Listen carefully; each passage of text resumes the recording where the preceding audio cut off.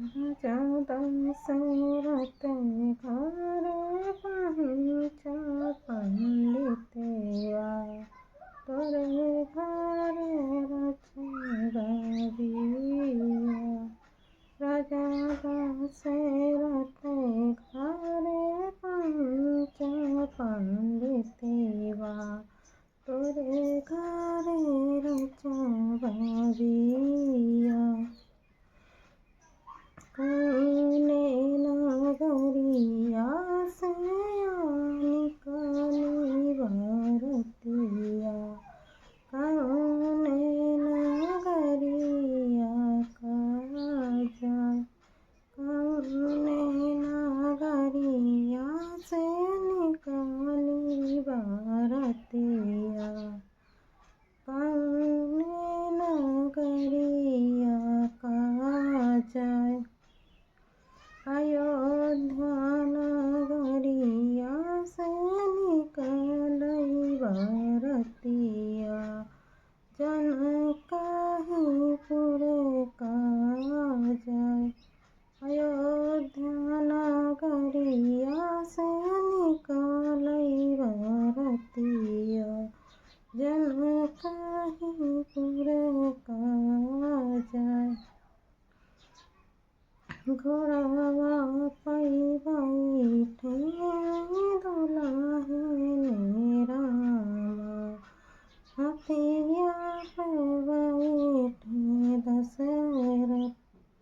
पीछवा से बाजते आवै भजनवा। पीछवा से बाजते आवै भजनवा। जाई के पहुँचे जनक दुआर। जाई के पहुँचे जनक दुआरवा। होई लागे दुआरे के चार। जाई के पहुँचे जनक दुआरवा। होई लागे दुआरे के चार। गौना के लोगे देखैया बाराती। सखिया मारई जौके बिरह। सखिया मारई जौके बिरह। अनवा के बिरवा से मारथी सीता। दुल्हे मनहि से काहे। कनेवा के बिरवा से मारथी सीता। दुल्हे मनहि से काहे। ओहि से उठे दुल्हे मंडपवा पहुँचे। जनक जी करई कन्यादान। वहीं से उठी दुल्हे मंडप में पहुँचे।